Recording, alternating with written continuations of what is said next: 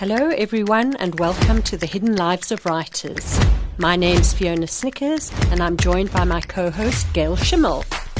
I was about to say good morning, Fiona, but people could be listening at any time. So good day, Fiona. Good day, Gail. How has your writing week been? My writing week's been very interesting because I've reached the end of my book and now I'm going back and I'm trying to tie up loose ends. And I don't know if I talked about this last week actually, but it's really quite hard. I've written these things where I obviously thought I was going somewhere very clever with this, and I remember the feeling of, oh yes, and now they're just loosely flying pieces of ribbon that have got nothing to do with how the book actually ends. Mm-hmm. So now I'm having to go back and either force them into the plait or cut them off, which is obviously a hard and sad thing to do. So that's where I'm at. I'm neatening up the plait of my book and hoping by the end it will look like a good plait that was planned from the beginning and not a wild, crazy hairstyle that should never have existed. How about you, Fiona? How's your writing week been? It's been okay, but I did encounter a rather strange stumbling block that I wanted to talk about. I'd written a few chapters and I sent them to my older daughter to look at because she's a very good first reader. And she came back to me and she said, Mom, there's this scene here that you have lifted straight out of. And then she named a book that she and I had both read recently. And I realized she was absolutely right. I had unconsciously been inspired to the point of actual unintentional plagiarism by this book. And it was very alarming and made me kind of question my sanity in an interesting way. And I was wondering, has that ever happened to you? Or have you ever looked at another book and seen your own book in it? Or, has this ever come up for you in the past? So I'm not going to talk about it in detail, but I have read a book that I am convinced that the writer did exactly that, unconsciously copied one of my books. It had a much nicer cover than my book had,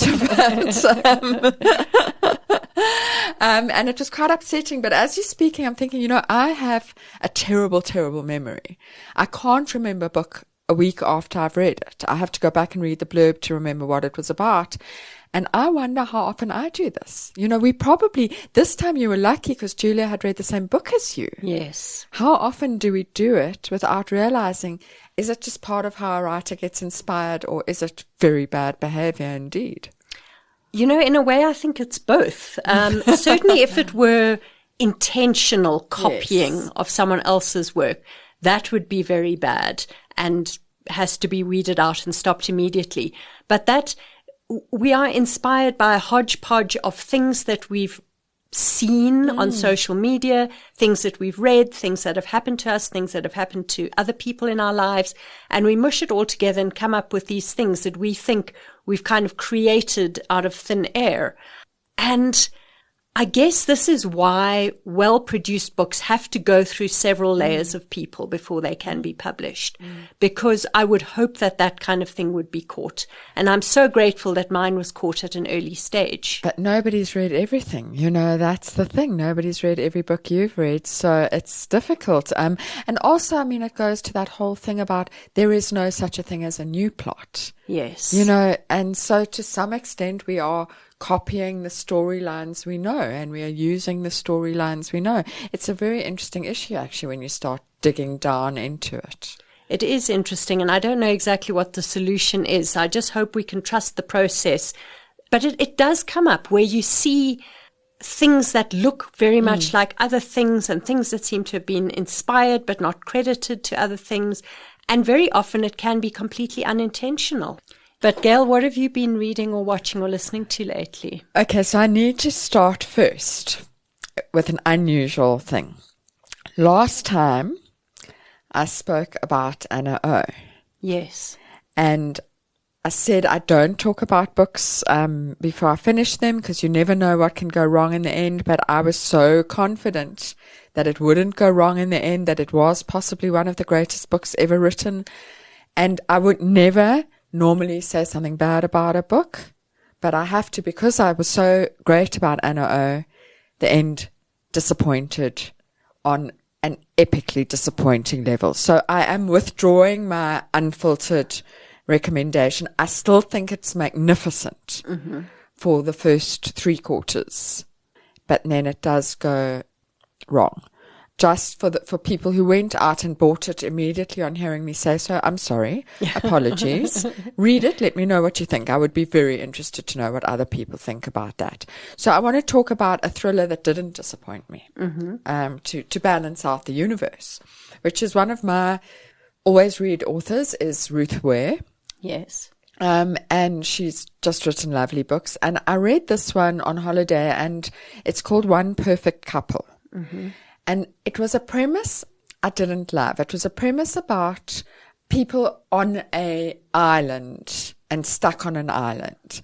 I don't like closed room murders. I don't like bad weather books, and they're stuck on an island because of bad weather. I like all these things. What I do like is playing with the idea of reality TV shows. And that is the premise for this book. These people are on this island taking part in a reality TV show about couples and how couples relate and last, but you can be voted off not as a couple, but as part of a couple. Right. And this woman comes on not because she wants to be there, but because her partner desperately wants to be there. He's a failing actor. He feels this will revive his career. They come on, and he is sent home first. And then some terrible weather comes. The people are abandoned on the island. And we discover not everyone is as they seem, because that's a must-have for a thriller. And how they came to all be there is maybe not as it seems either. Da-da-da-da. And it was very gripping. Wonderful read. What about you? So I've been reading a book called All Fours by Miranda July. Very, very interesting. People who've read her before know that she very much mines her real life for material for her novels. And this is based on herself, I would imagine maybe 8, 9, 10 years ago. And it is a book essentially about perimenopause. Okay. The mania of perimenopause. And I think many of us who've been through it know that the hormonal fluctuations can make one a bit crazy from time to time, but they make this character crazy on an epic scale. They send her on a journey of sexual exploration, which had my eyebrows shooting up through my hairline.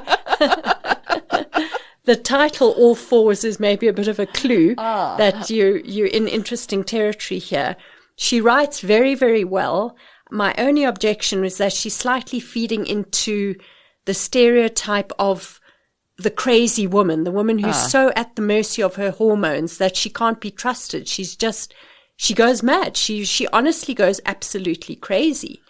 And it's the kind of stereotype that means that women of a certain age they find it difficult to get jobs because people think, oh, she's going through this transition. Is she going to be completely nuts?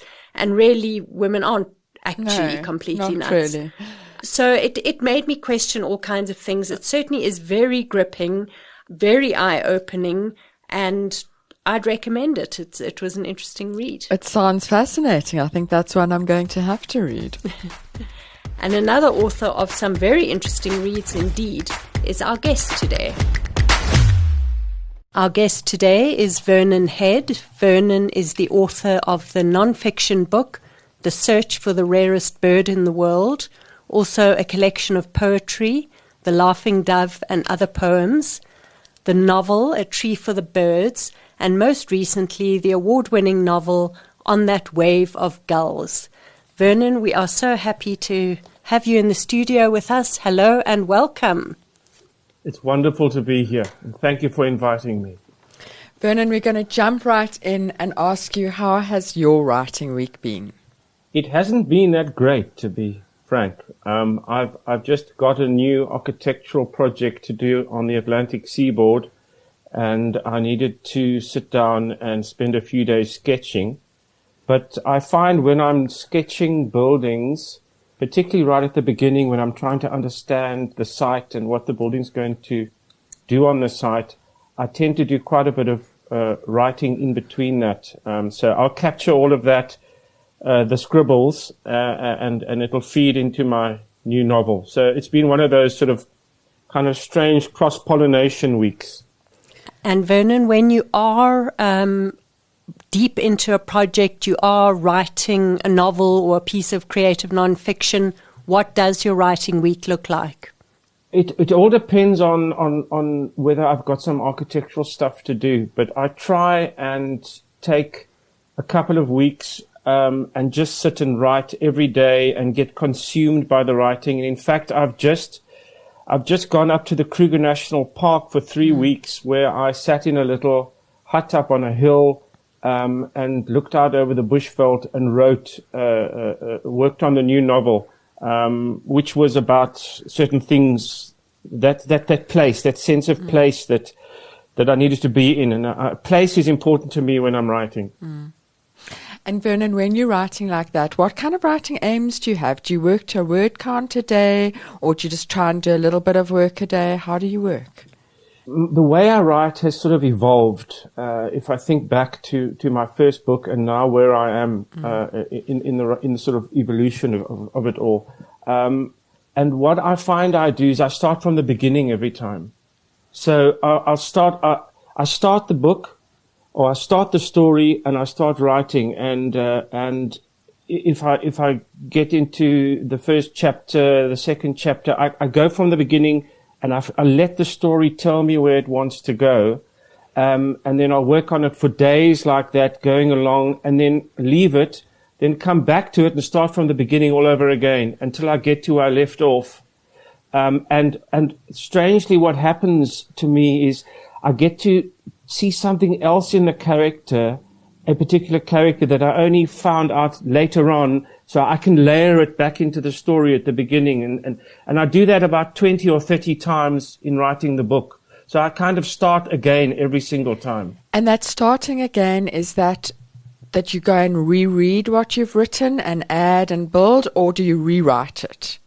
So I reread what I've written, and I do add and I build, but I mean, I can add quite substantially. So, for example, the first sentence might suddenly become a new chapter, or the 10th sentence might become 5 chapters. Oh, goodness. But I always start from the beginning, and it's just, I found it that has opened up this technique of weaving, which I find fantastic.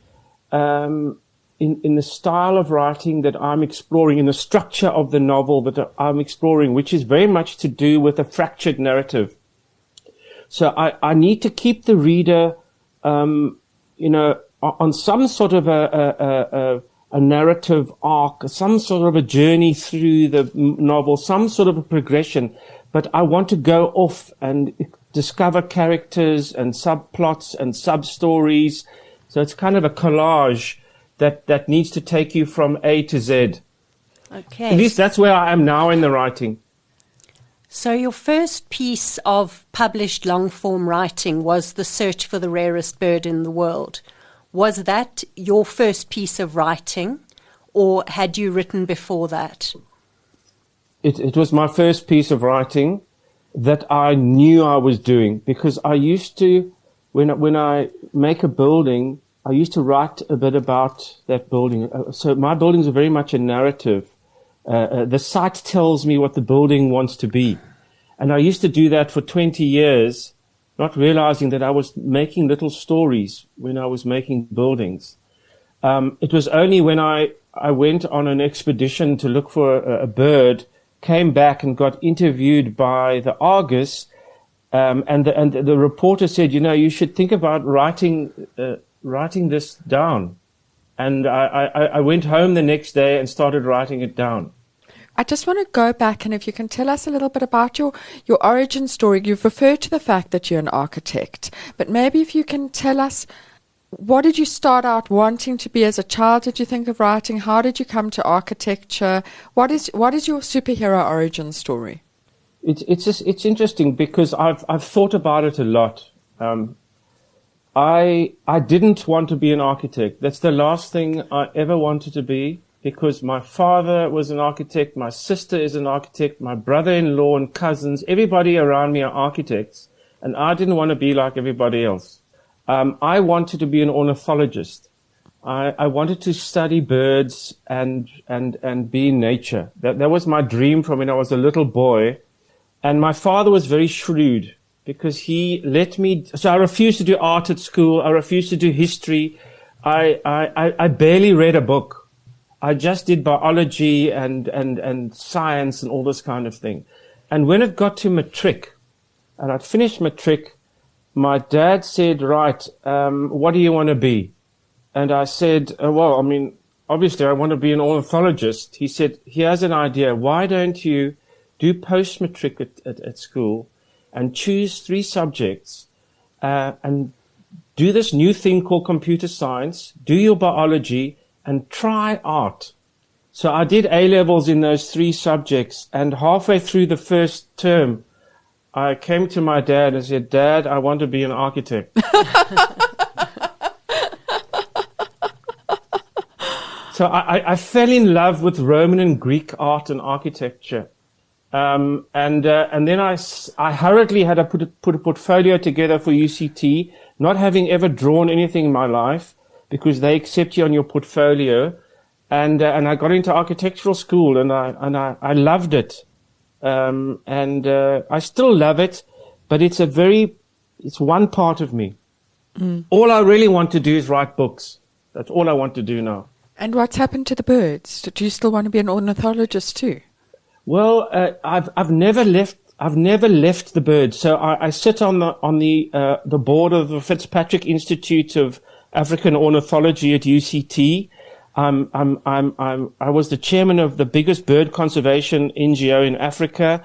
I write about birds. I've contributed to some ornithological work over the years.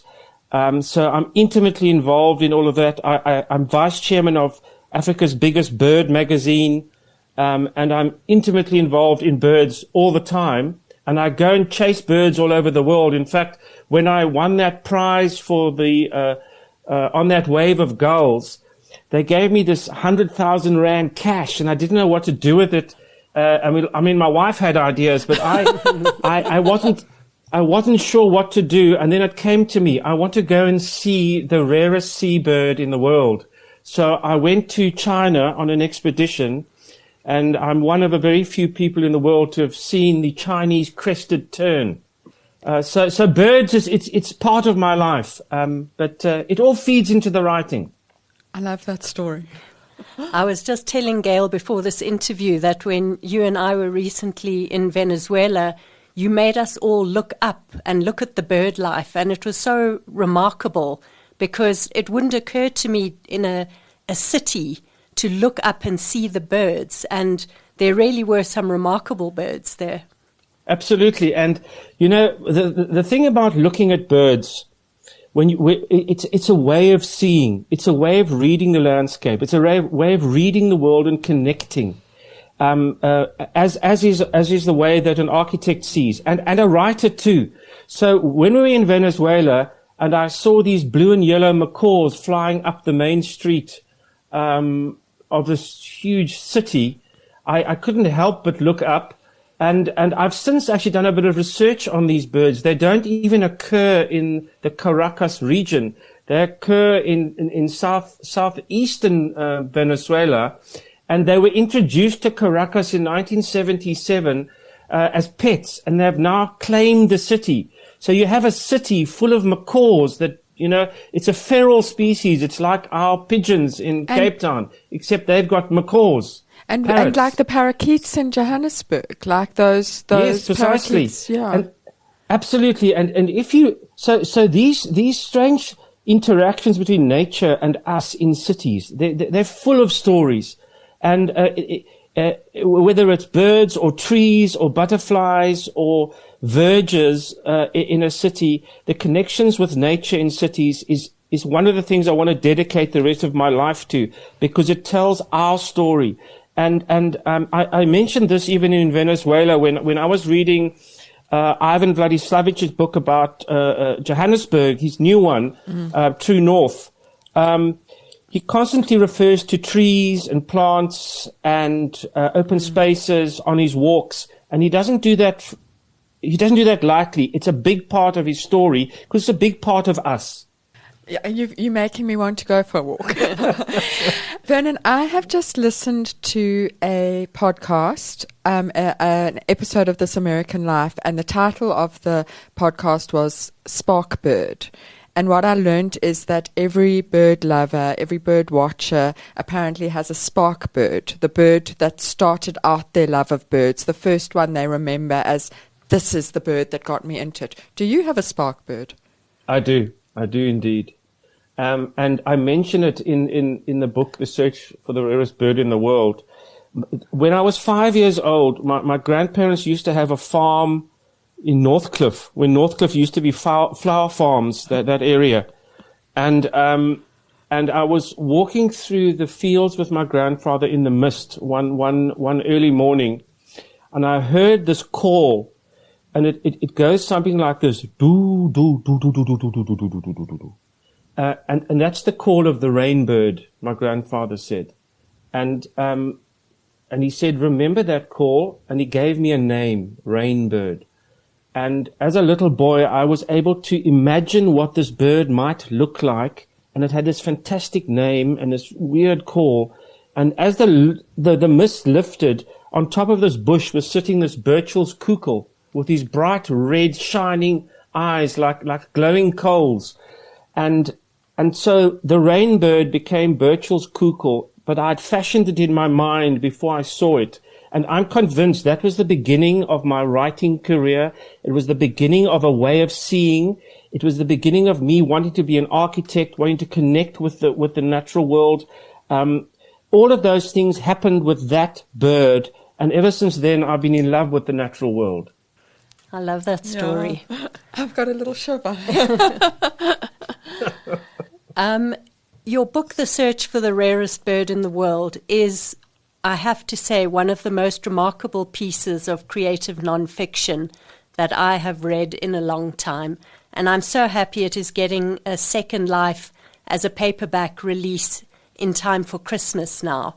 And as I was reading it, I was thinking that this story is a bit like travel writing, in as much as one has to decide how to get into the story.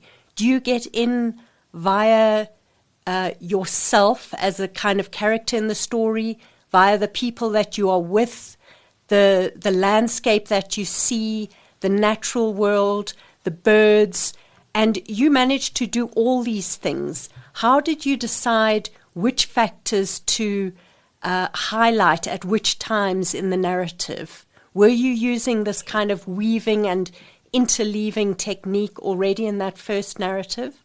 No, I didn't know anything about weaving when I wrote that book. I didn't know anything about writing. I just sat down and knew I wanted to write the story of this kind of adventure, going to look for the rarest bird in the world. But what I really wanted to write about was why I watch birds, why I'm intrigued with that way of seeing and that way of connecting, and the importance of naming and how we as a species navigate our existence by having to name things, whether they're mountains, rivers, cities, or our children. But it's a way of navigating our existence. And bird watchers love names. Bird watchers love to know the names of everything, every tree, every mountain, every bird. And it intrigued me. Why do I want to do that? And what is this need to collect? Why must I collect these names? Why do I need to have a list of birds?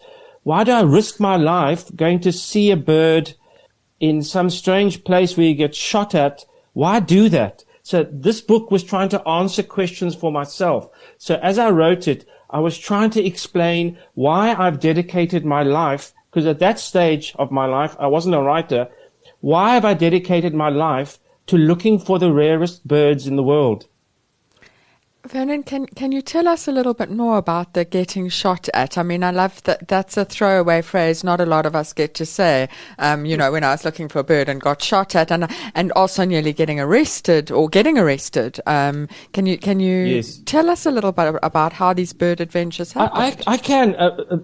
Bird watching. When people think about bird watching, they think about people in tweed jackets and sitting in parks with picnic baskets and kind of a sort of almost a Victorian experience.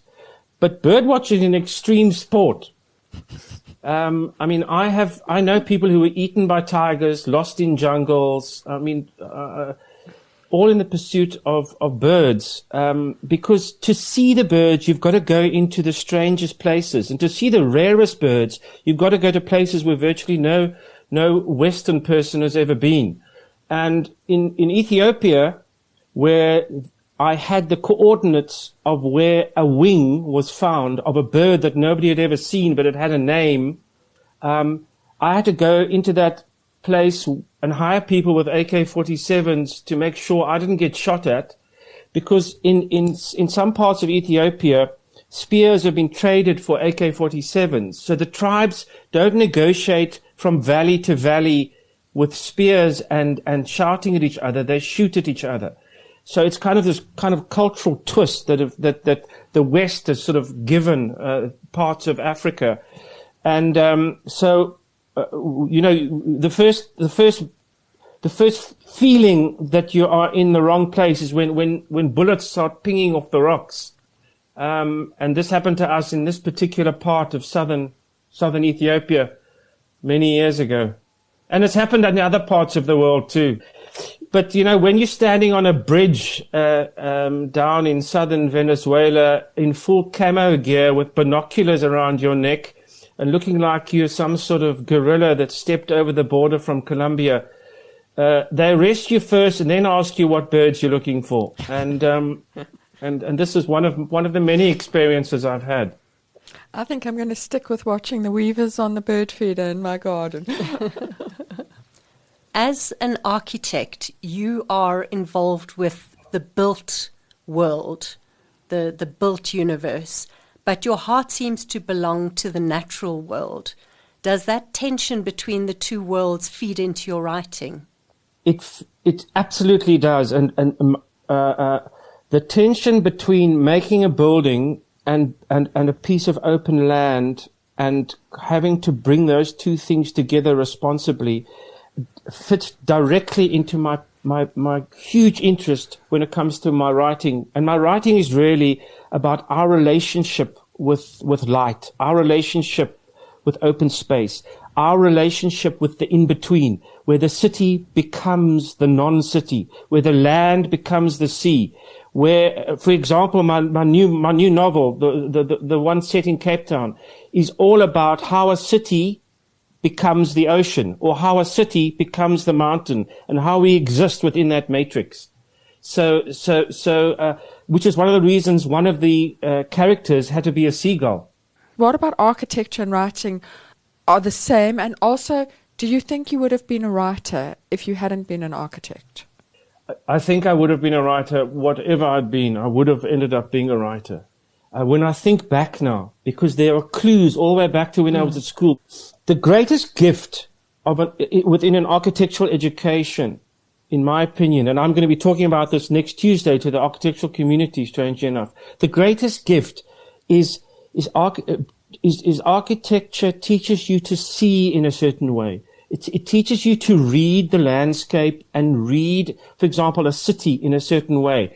So if I walk into a city, I look at the hierarchy of streets, the widths of streets, where the light's coming from, what people are doing, where they're sitting, where they're talking, where the trees are, where the sounds are coming from. You read the landscape in you interrogate it. And there's a constant narrative when you're looking at things as an architect. And architecture is all about the narrative. And that feeds into how you make architectural decisions and sketch and conceptualize and design. So it's very similar in my experience to the way I write, because I layer the writing with all kinds of questions. What are people doing? How are they behaving? Where is the light? What is this space like? How does it connect to that space? How do people move through a space? And progressions, moving from A to B in a house is critical. When you enter a house, what do you see first? Does your eye go towards natural light when you open the front door? Do you take your eye towards a glittering tree to the left? Must there be a sound of water? All these things take you on a journey through a house, and you've got to conceptualize this as an architect, and that's exactly what writers do. Very interesting. Vernon, when I came to read your 2018 novel, A Tree for the Birds, one of the first things I noticed was that it was edited by Henrietta Rose Innes, and then I saw that your most recent book was also edited by her. Now, she is undoubtedly one of our greatest living writers in South Africa. What was that experience like, working with her on your novels? And are you someone who takes easily to the editing process, or are you one of the writers who resists it and kind of fights back? I'm a non-resister. When I wrote my first book, I connected with Henrietta somehow because we both have sort of a bit of a scientific background in a sense. We both love nature. We both love the little things, the insects and the birds and stuff. And so we have these connections. And then, working with an editor, for me, that editor's got to understand where you're coming from and what you're trying to do and who you are. And Henrietta just gets me. I mean, she's got me from the first day. When I wrote this book with this gull, she says, "What's this gull doing here?" I said, "Henrietta, this gull is going nowhere, but this gull is staying here, weaving its way through this novel." She says, "I got you. I get it." So we just sort of get each other, and we dear friends, and we share work, and she's a very special person, and I'm very grateful to her for editing my books. And when my next book is finished, Henrietta, if you're listening, be calling you. Vernon, on a similar note, you've done a master's degree in writing and you're doing your PhD, is that correct? That's correct, yes. And talk to me about how you feel this has informed your writing, how necessary you felt it is for becoming the writer you are. Okay, so as I've mentioned, I started writing and just wrote a book, and then was in this new world. And I realized that I'm teaching myself how to write all the time, and I do that by reading everything I can get my hands on. So I've got thousands of books. I only started reading books when I was 40. I never read a single book. Not a single book, other than an architectural book or ornithological book. But I never read novels. I never read anything until I was 40. So what I decided to do was read everything I can. So I read all V.S. Naipaul's books, one after the other. I read all Gabriel Garcia Marquez's books, I think, with a second lot. And then I just went through everything I could find. Achebe's work, everyone. And then I got stuck into poetry, and I read everything Walcott ever wrote, and Celan and everyone. And I keep reading everything. So I've taught myself to write by reading everything I get my hands on. But that still wasn't enough, because my huge interest is the structure of a book. That's where I want to take my journey as a writer. And although I'm reading all these writers and it's teaching me styles and how you breathe when you write and where commas should go and why that should be a colon, etc., I was fascinated in the structure of the novel. So I thought, let me try this MA and see if I can learn something about that. And when you've got a formal teacher, and I had a fantastic teacher in Imran Kuvadia, throwing things, he introduced me to Knausgaard, for example, throwing things at me about the structure of the novel. It's taken my writing in a certain direction, and it's going to continue in that direction. And this PhD is going to unpack the collage in writing, the fractured narrative, how it's possible to insert an essay within a novel, for example, and you don't even notice. Knausgaard does that. how to switch from the first person to the third person with totally different characters starting those chapters, someone else speaking to you in the middle of a book. It fascinates me. And the power of music in the novel. When you were writing A Tree for the Birds, or rather when I was reading it, I thought I was reading a very interesting piece of fiction, and then I started getting clues that this was based somehow on a true story. Can you tell us what the inspiration was for that story, and what bits are kind of fiction and what are non-fiction? Okay, so I spent quite a bit of time in Brazzaville, in the Republic of Congo, going up and down this very long and very deep river, the deepest river in the world. 150 meters deep in places. But I went up and down that river on a gunboat with guys with machine guns and various ministers of government of that corrupt part of the world, taking me up and down the river, trying to explain to me why I needed to create Monte Carlo for them on the Congo River. And it interested me. And then I met this strange pastor who had chicken farms outside Brazzaville, and he would sell these chickens at exorbitant prices to the poor people in the city. I met a little boy who was in love with the garden in the back of a little house in the middle of this squalor. And the wonderful thing is, I knew I wanted to write a book about that part of the world because I was fascinated with how a city grows up against such a river. And then all these threads and bits and pieces that I've just described informed the need to write a story about liminality, really. Can you unpack that for us? Mm. So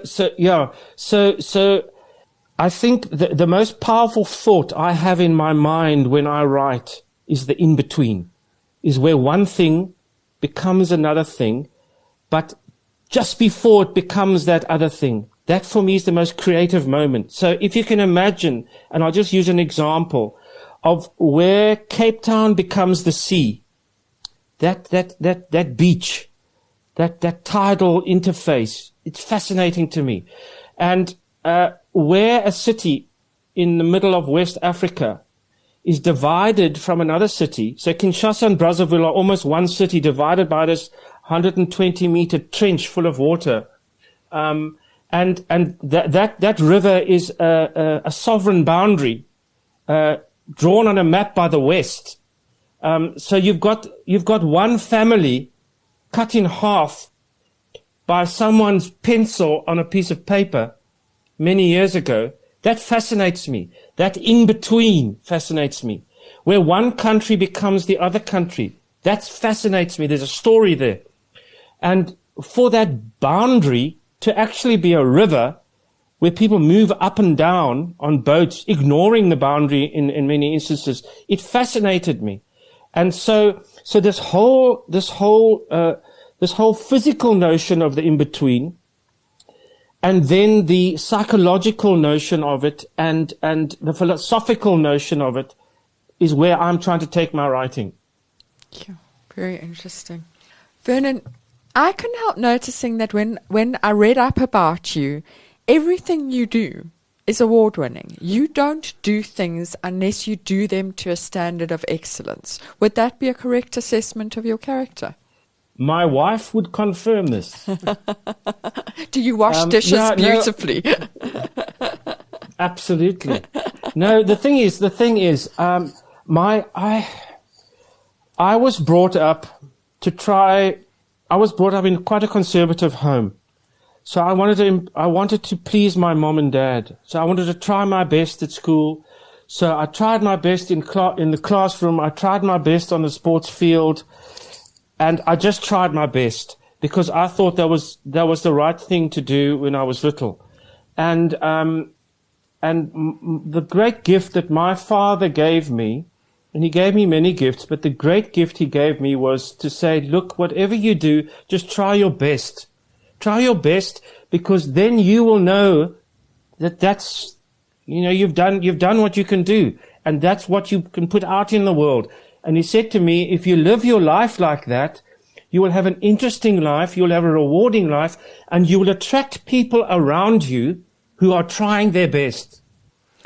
So in A Tree for the Birds, your main character is Chris Nelt, this Congolese boy, and you write very much in his character. You see things through his eyes, you experience his whole life from birth to death, and you put it on the page for us. And that process of being a white man writing this character is something that's become quite in dispute in recent years. I don't know how much it was part of the conversation in 2018, but how did you do that? How did you think yourself into that character? And did you get any pushback from anyone questioning your right in a way to tell that story? It's such a hugely important question, that, and it is something that I've wrestled with throughout this writing journey that I've been on. And I've come to the conclusion that as a writer, you need to free yourself up. And if you write sensitively about a character, from your heart, with love, with a sense of responsibility, you'll be okay. And if you want to write stories, particularly as a white middle-aged man in Africa, you're going to have characters in the book from different cultures, from diverse ways of seeing men, women, black, white, different religions. It's going to be necessary in order for you to tell stories. And you need to make a decision, in my opinion, to just do that with integrity and with sensitivity. And sometimes you actually need to portray white people behaving badly, because you have you have the freedom and the right. So some of my characters can be rather despicable white racists. I'm allowed to do that.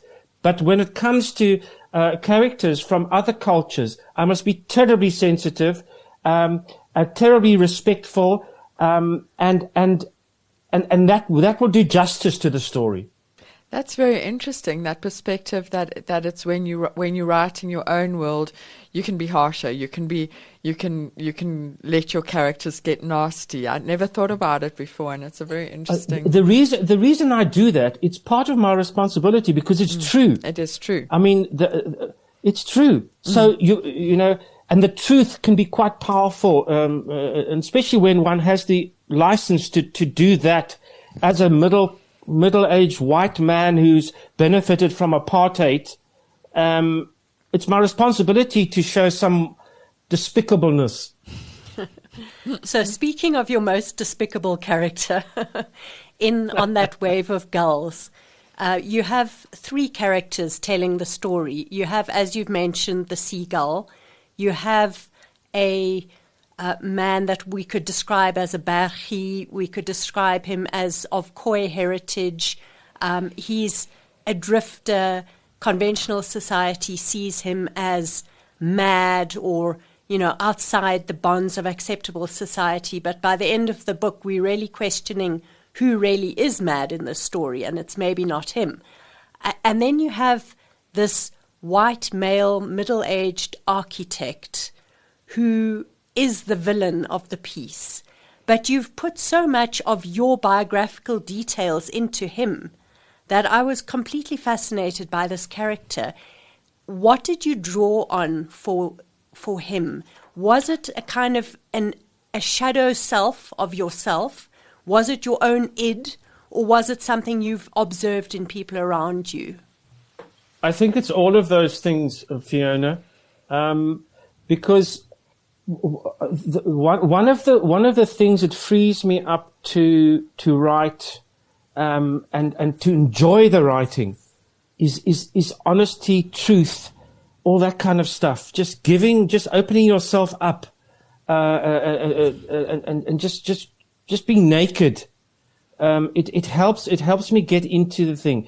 And being an architect in Cape Town and experiencing the kind of toxicity that exists within our beautiful city, where you have incredible wealth an incredible poverty, where you have huge walls. Behind them are glittering palaces, and then there's people sleeping on the street.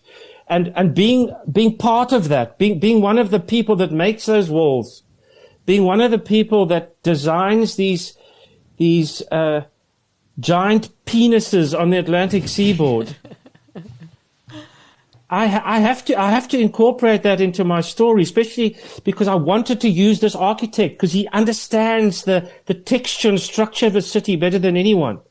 But he's a damaged person. He's actually abused, and which comes, it works its way through the novel. But so I drew on all that stuff. I drew on some of the despicable clients I've had, and some of the wonderful clients.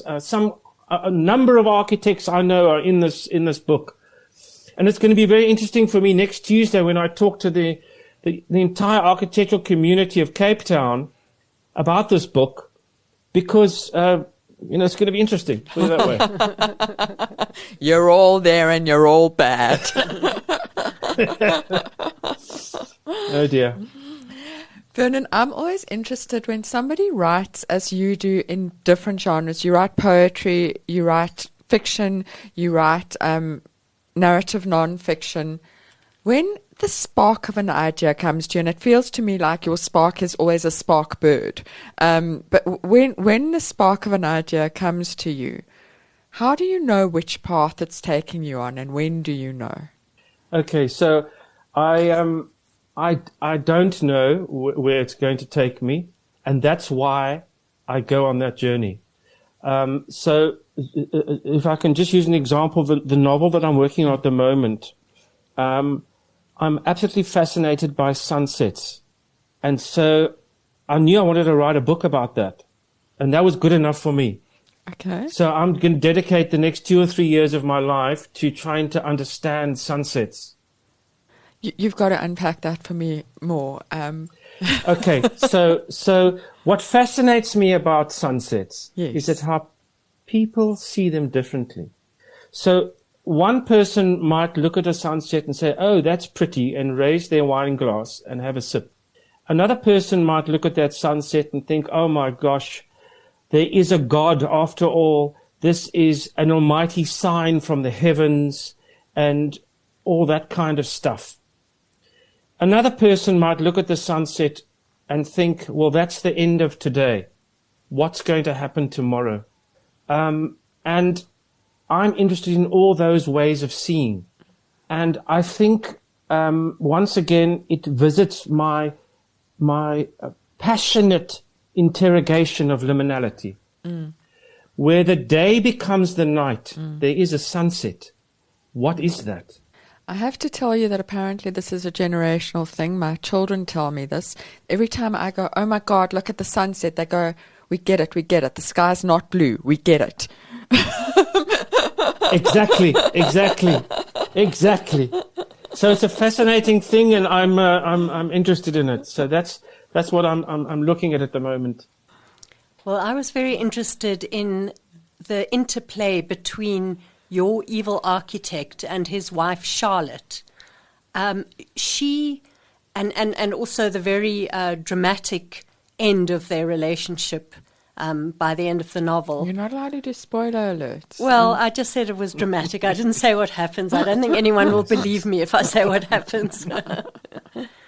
But Charlotte remains essentially unknowable to him. She's a kind of unknown quantity. She attracts him and attracts his thoughts and his interests, but she is fundamentally unknowable. Is that something that you believe exists between genders? Are the genders unknowable to each other? I think in some instances, in a number of instances, that is the case. Particularly in instances of abuse, where if you can imagine, and let me just use this story, this image of this beautiful seagull. Sitting on a railing with the sea behind it, and it's got this elegant, streamlined form designed for flight. It's exquisite, But as you walk up to it, wanting to touch it, it just flies beyond your reach to the next railing. That's the relationship that this man has with his wife. So there's a disconnect. There's a misunderstanding of what beauty is. There's a misunderstanding of who's controlling who is dominating who, and it's just an altogether toxic way of loving or wanting to connect with others in the world, and it fascinates me.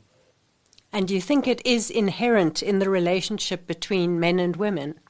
I don't think so. I mean, I think men and women can love each other in this profoundly beautiful, wonderful, deep, incredible way because of perhaps different ways of seeing, different ways of touching the world. There's this incredible. It's like the night and the day, and when they come together, they create the sunset.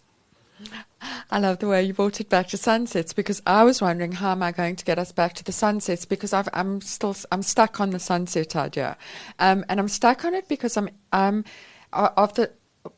and I are both very interested in the process of writing, but I'm possibly a little bit more stuck on it than Fiona is, and I've kind of got stuck on thinking, how do you take an idea that is so abstract, sunset, liminal spaces, the meeting of the ocean and the land, and turn it into a story that can be in a novel? So how is the sunset going to become a novel? Okay, I'm not going to answer that because you're going to have to read that novel when it's finished. Yeah. But can I use on that wave of GULLS to answer your question? So I had this idea of where the land meets the sea, and there's this in-between thing, and there's a novel that needs to come out of that. And that was the first thought. Then I read one of Derek Walcott's poems, where he talks about the sea in this most evocative way. He says the waves are the pages of the ocean. And so now automatically I've created a scene in my mind of waves being part of this language of the liminal, but they're holding, protecting, bringing information from the sea to the land. And that gave me the idea of the seagull that might be able to see those waves in that way, and that in fact when the seagull looks at the waves, the seagull doesn't see waves but poetry. So the seagulls of the world see waves as poems. And there became another scene of the book. So if that helps you, how I layer the story, it begins with an idea, and this is very much like architecture. It begins with a line on the page. As soon as you draw that line on the page, you've got two sides to the line of white open space. Now you're beginning to become an architect, because that's the beginning of architectural space.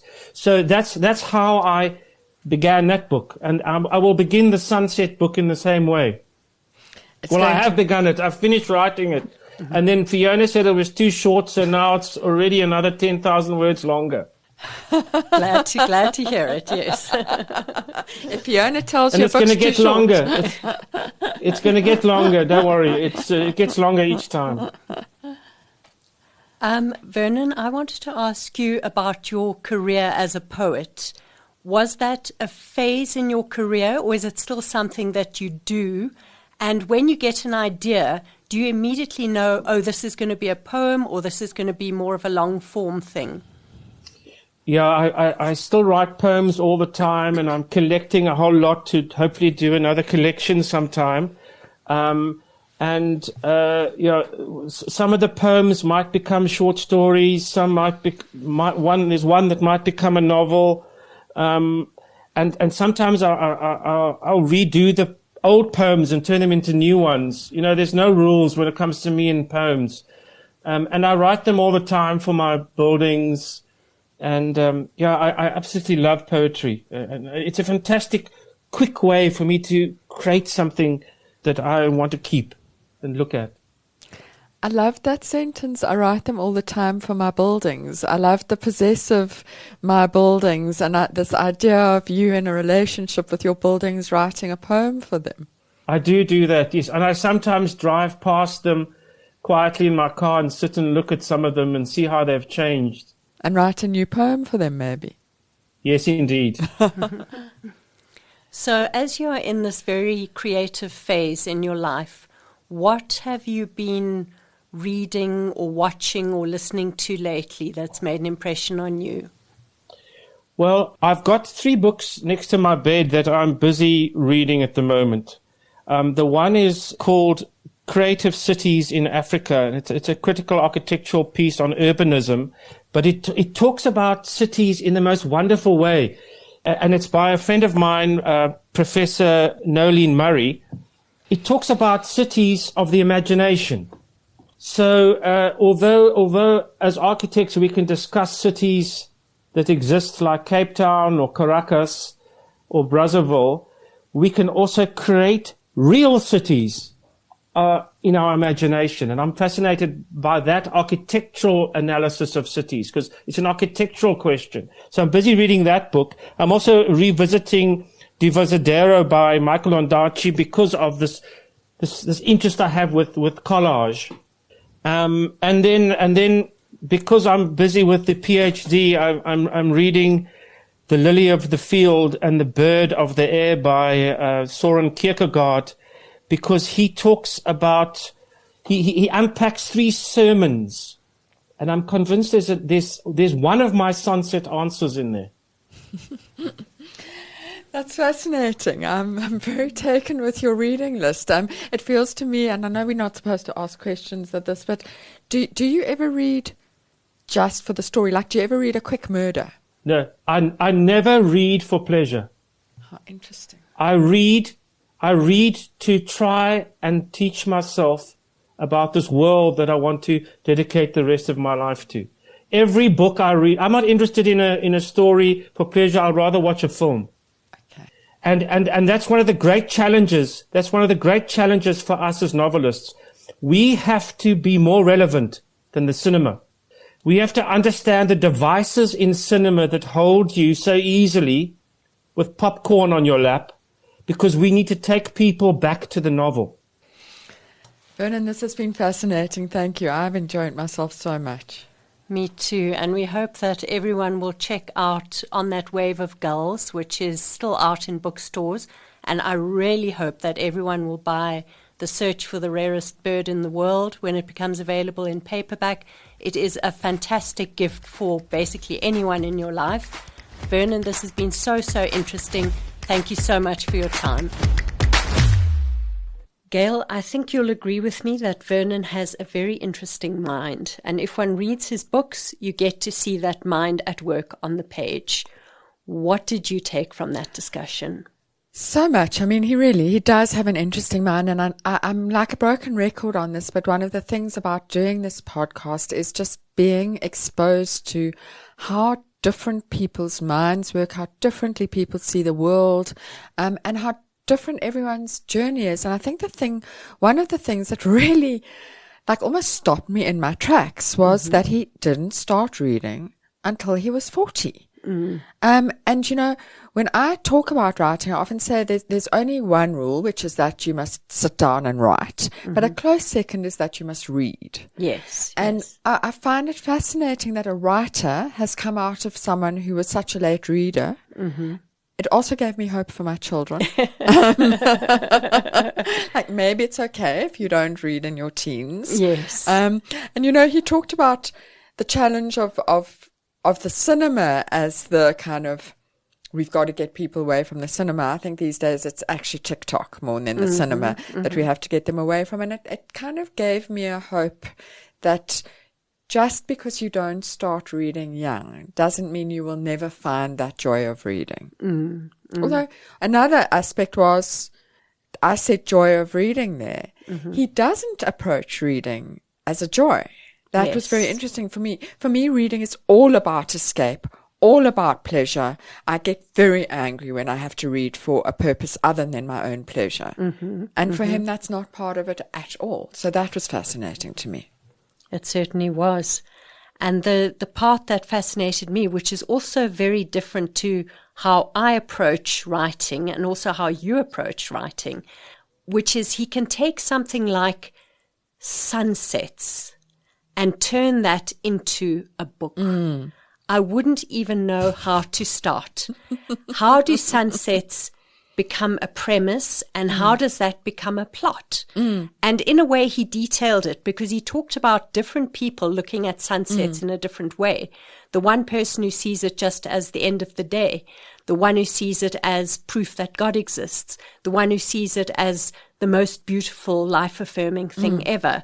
And there you have potentially, I don't know how Vernon's going to approach this book, but potentially those are three characters. I mean, for me, I could see how you'd get a long form article out of that, or a short story. I will be very interested to see how it can become a book, because for me, I need a what if, and then I need to complicate my what if, and what if there's a sunset and it gets complicated? I suppose you could get a premise there, but I don't think that's where he's going at all. It's not really a sunset. It's actually a nuclear explosion. And what's going to happen next? We could write a book starting with a sunset. But so fascinating to see. I think this season has really shown us that people see the world differently to how we see it, and people approach writing differently to how we do. Without a doubt, that I've felt that more this season than previous seasons. It's interesting. Well, we have something interesting in our inbox today from Anonymous, and the question goes like this. Hi, Gail and Fiona. Love listening to the podcast. I also listen to other podcasts which have been discussing the idea of a beach read. What is a beach read? What does that mean? Does it have to be set on a beach? Gail, do you have thoughts on this? So it's an expression I often use, a beach read or a summer read or an aeroplane read, I think actually is maybe the same thing. And for me, it's the kind of book that is easy to read in that you are immersed in a plot quickly and thoroughly, and you don't want to put it down, but it doesn't take too much intellect, that you can read it on the beach or in the aeroplane or while you're on holiday, and it adds to your pleasure enormously. But if you're called away to go scuba diving or whatever wonderful things you're doing on your holiday on your beach, it's okay. You'll be able to pick it up because it was a gripping plot and you'll remember it. That's what it is for me. What about you? Well, this term is in the zeitgeist at the moment, and I've seen some discussion about it in the New York Times. And somebody who might have been Curtis Sittenfeld, but I'm speaking under correction here, said that she, at a stage in her career, very much objected to being called a writer of summer reads. And now she's completely flipped and changed her mind and realized that the summer, which for us and for the Northern Hemisphere is when you are on holiday, when most people have leisure and are on holiday, is when you have the leisure to concentrate on a book, when you can sort of shut everything out and sit down with a book and read for a long period of uninterrupted time. And she suddenly realized it's a compliment to her books to call them summer reads. They're the books that people read when they have the space to give their attention to a book. So that was another way of looking at it. Which sounds like it's contradicting what I'm saying, but I don't think it is entirely. You know, it's when you've got time to be absorbed by a story, to be totally transported by that story. I think it's the greatest compliment that a book can be given is if someone says to me, I read your book on the aeroplane and it was perfect for the aeroplane. That is not an insult. That is a compliment. It's something that took their mind off the fact that they were on a 10-hour journey with nothing to do. And there can be no greater compliment. And of course, it has become a very gendered term. It's mostly women writers who get called summer reads, beach reads, aeroplane reads, etc. I think men get called aeroplane. It's summer and beach are women. Yes, and Dan Brown is maybe an aeroplane read. Yes. Yeah. Very interesting. It is interesting. So please keep the questions coming. We love seeing what's on your minds. We love thinking about them and answering them. And we hope everyone checks out Vernon Head's books, especially The Search for the Rarest Bird in the World, which is about to be re-released and will make a fantastic gift for anyone in your life. You've been listening to another production from Solid Gold Podcasts.